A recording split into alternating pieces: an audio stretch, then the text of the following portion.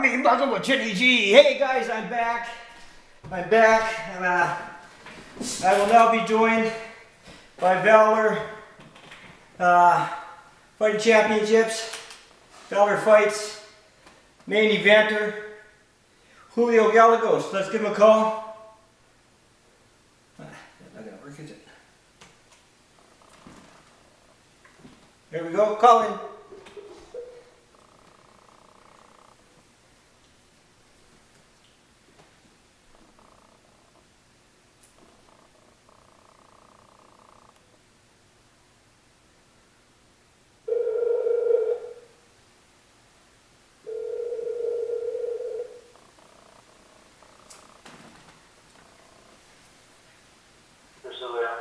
Hello, Julio. Chinny G here from Mean-Muggin MMA. How's it going, buddy? Good, man. Good. Big fight coming up this weekend.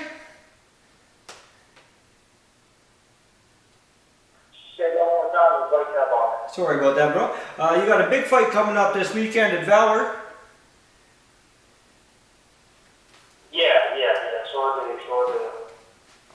Right on. So you're coming off a loss to Ismailov. Decision, not too bad, but you were on a 3-fight win streak prior to that, and you've been around a while. You know. What's that? Yeah, the 3-5 win streak. I did a 3-5 win streak prior to that fight. Yeah, man. Yeah. So, what's I mean, you've been around for a little while. You're no stranger to this game at all. You were at XFC right up till prior to your last fight. Can you hear me, brother? Yeah, I can hear you. Okay, cool, man. Cool. So, any big plans for this fight? Anything you've changed up? I just worked more on my hands, get my feet together more. Worked more steadily on the ground.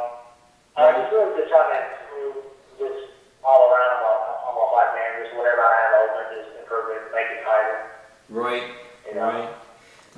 Just all around, just trying to improve. Who are you training with for this one? Fogging up.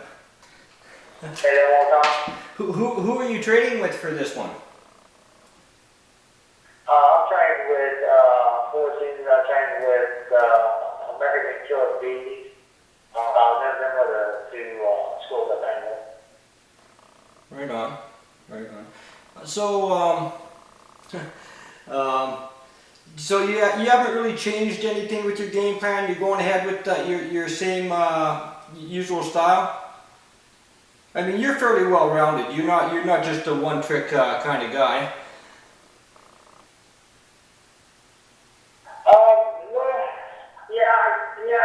The main thing is I feel like in my last 2 fights I just haven't really moved a lot. I haven't really threw a lot of kicks.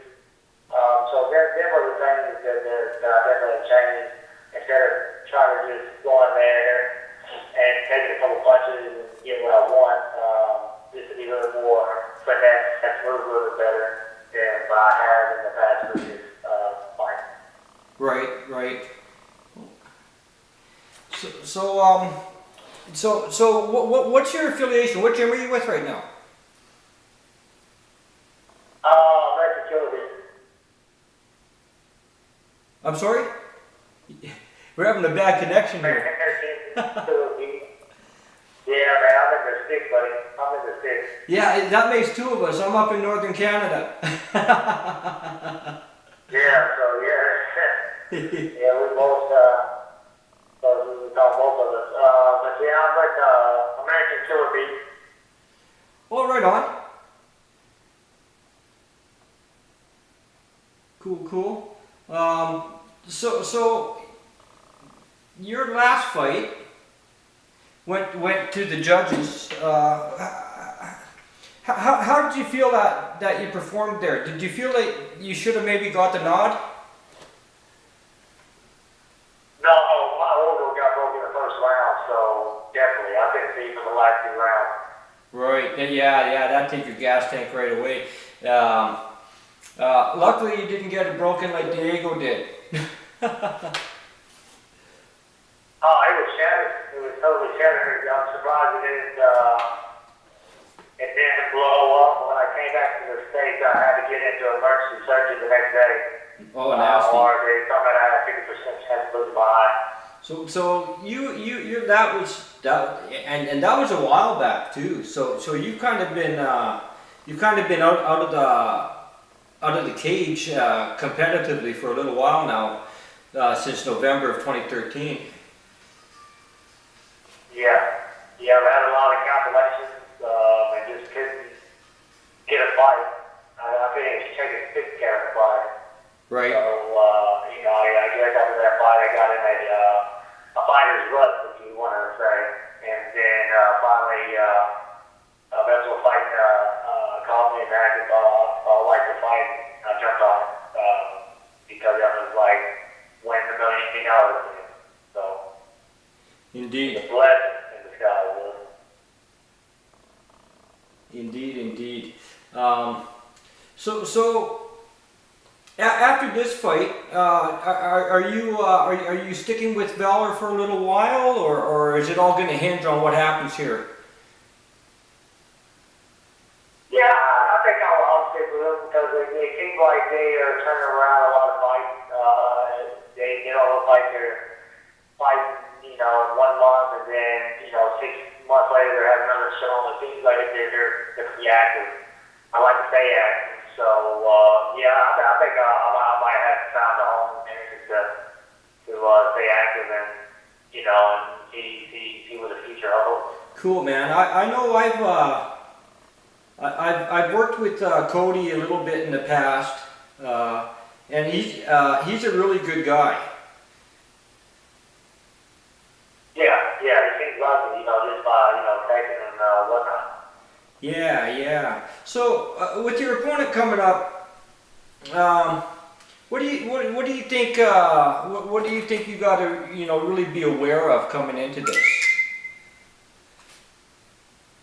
Well, he's kind of, he's a left-hander, of course, but in his left-handed stance, he kind of throws very unorthodox for a left-hander. So that's what you kind of have to worry about because he's throwing punches where punches normally wouldn't come. Right. So for me, that's where you got to keep your eyes on swivel because it's not the hardest punch in the world to knock you out. It's the punch that you don't see. That's what knocks people out. Yeah. So I feel that's what I feel that coming to this fight, I really have to keep my eyes on the swivel because he throws, like I said, from a left-hander stance, a lot of awkward punches. Cool. So that's where I feel like I have to keep my eyes on. Right. Well, like you're good on your feet. Yeah. Well, you're a big guy too. So. Are you? It's a tattoos, man. I thought it was tattoos make it seem like it. Yeah. I'm really small. I'm a real small guy. Right. So the weight cut isn't a big issue. No. It's like I get the big tattoos to make it seem like I'm bigger than what I am. Right. No, I'm a small guy. Right. Well, what do you walk at? I like to walk around about 195, between 195 and 200. Right.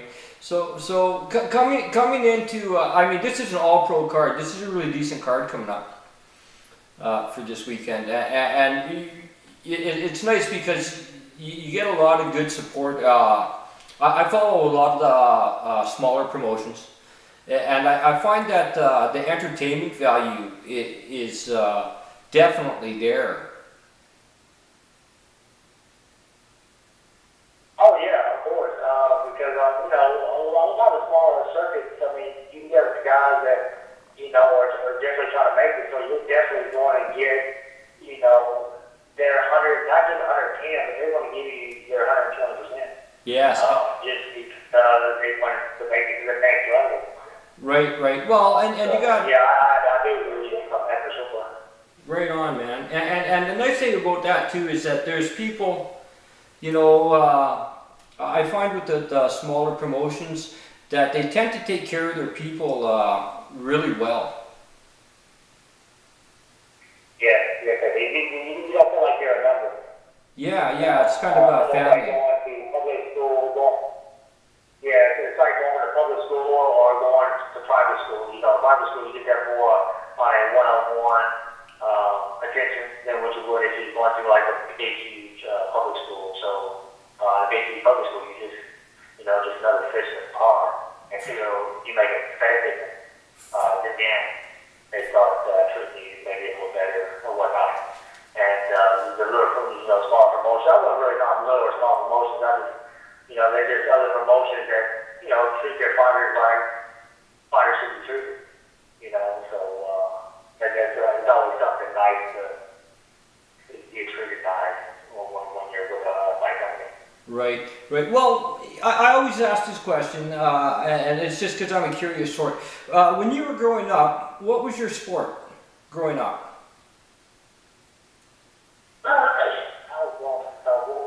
Baseball. Played a lot of baseball. Center field and pitching. So yeah, my dad wanted me to play soccer. I just couldn't dig the whole kicking the ball around. I like baseball a lot. What led you into the combat sports area? Well, I guess it's a long story, but I'll make it real short. Well, I watched my father take a shotgun to my mom, blow her brains out, and then reload and blow his brains out. So it kind of messed me up for a long time at the age of 14. So they had no counseling or nothing.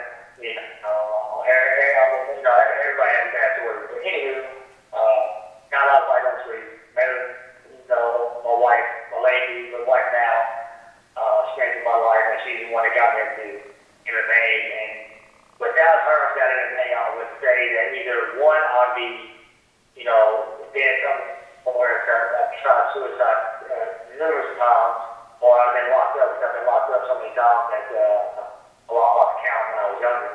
Right. And so MMA is what changed my life, you know, 360 around, made the world in my head, made things all over again, like how it should be. You should be waking up every day with some crazy mystical thoughts. You should be waking up, you know, feeling blessed and happy.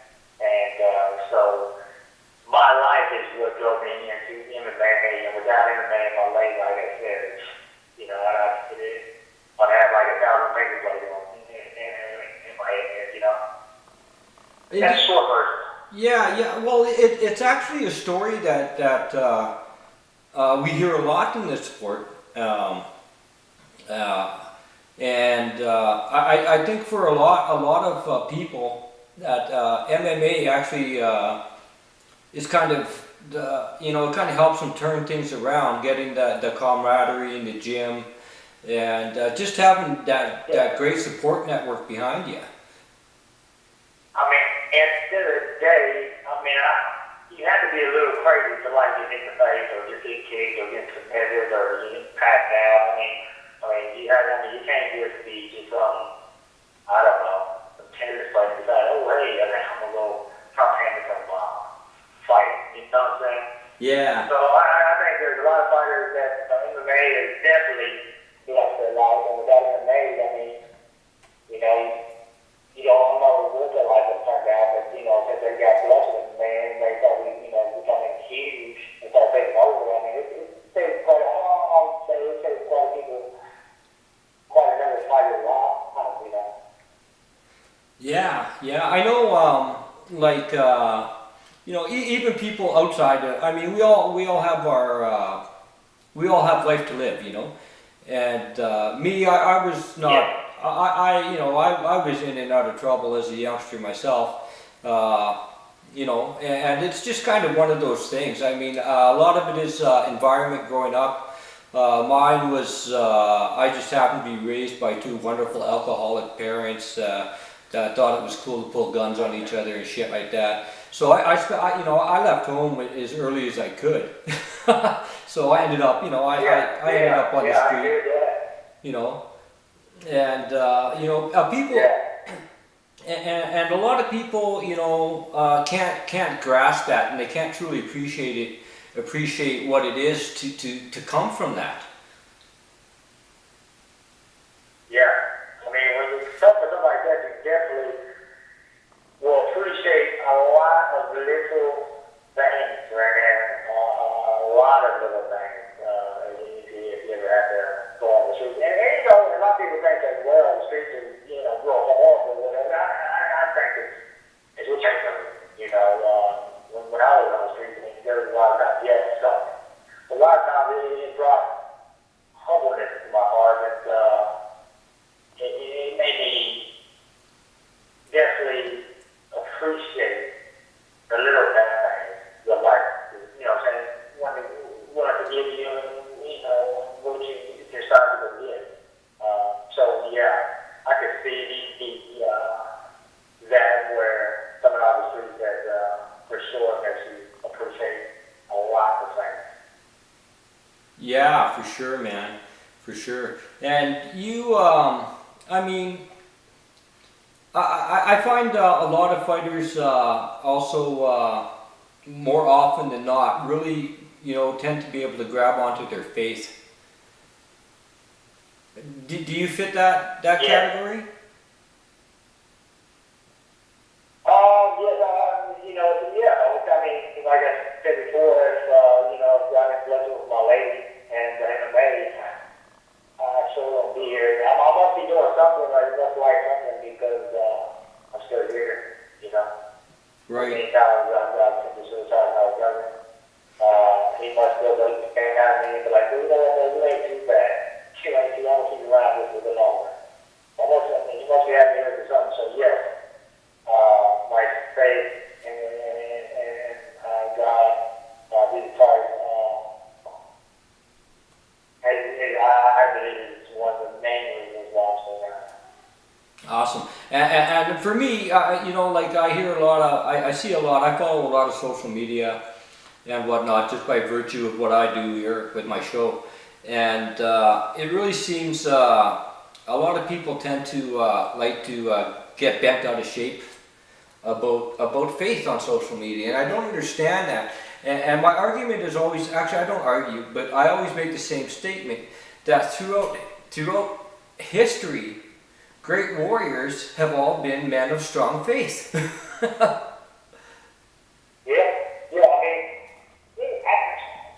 don't want to be mad or upset or say, you know, what you believe in is wrong, because I don't believe that. You know, I believe, you know, in time, people have put on faith religion, and I think religion, per se, the word religion and what we have made it to be here became a big business. And I don't believe, in my opinion, that that's what it's about. I mean, there is a higher God. I mean, if your God is Buddha, if your God is, you know, Jehovah or whatever, then that's what you believe in. That's what makes you better to strive and to treat your next man or the neighbor next to you better. And who am I to say that's wrong? Exactly. You're doing good, I'm doing good. You know, I don't see the same as you. I don't see what there is to argue about. And if you treat people good, I treat people good. We're both in the golden rule. Then what is there to argue about? Well, you know what the terrible thing is. I don't understand either. The terrible thing is that I find today is that good people, while there are a lot of good people out there, people tend to really love to focus on the negative shit in life.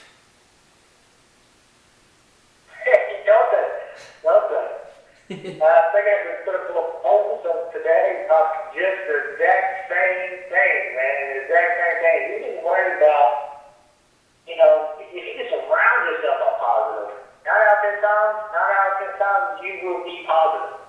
Yes. surround yourself around negativity 24/7, you're going to be negative. Negative things will happen. And I had a guy, a good friend of mine, tell me one time, you think positive, positive actions will happen. Absolutely. I 110% agree with you on that. Absolutely. People look at negative too damn much.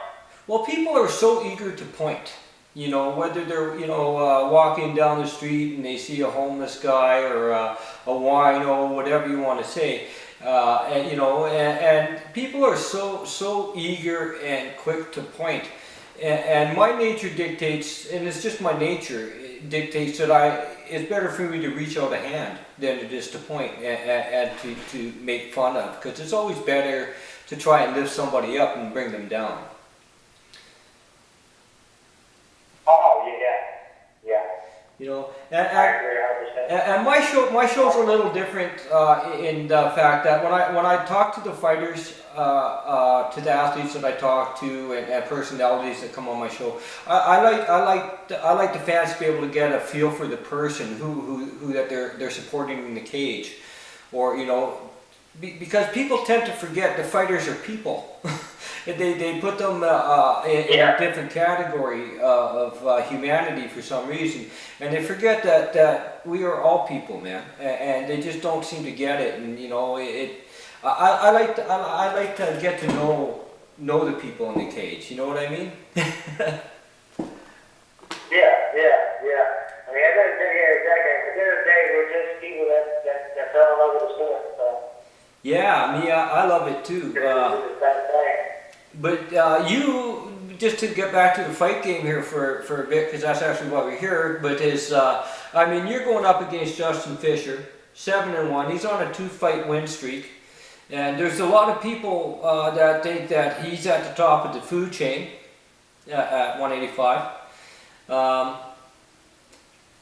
What are your feelings on that? I mean, you've been around and you're well-rounded, and for me, I tend to think that experience is a big factor, and some people downplay it, and they don't really, it's great that somebody's on a 2-fight win streak, but it's important to remember that that experience counts for a heck of a lot. Yeah, it definitely does. But I also look at it as well. This is MMA. At the end of the day, it is a chess game.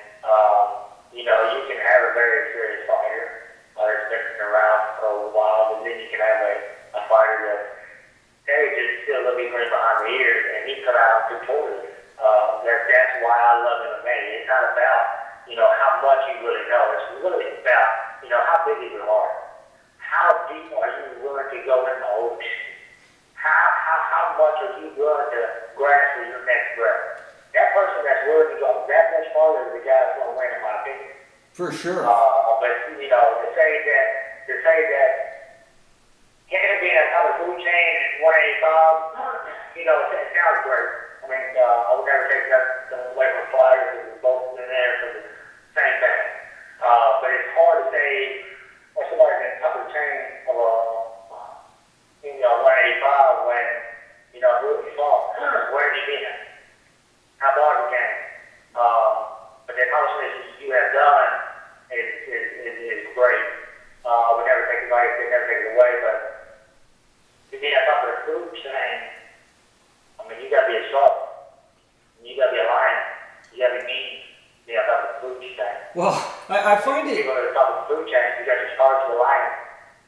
Yeah, I find it quite odd, because he is on a 2-fight win streak, but you've enjoyed longer win streaks in your time, and there comes a time when it's just not your night. Yeah, I mean that's late luck. Me and late luck. We have a love and hate relationship right now. She's been by point many times, and she says, "Screw you tonight. I'm gonna go over here." That is the whole what they call the nature of the beast. But like I said, that's MMA. We're not in boxing. We're not in that type of sport where you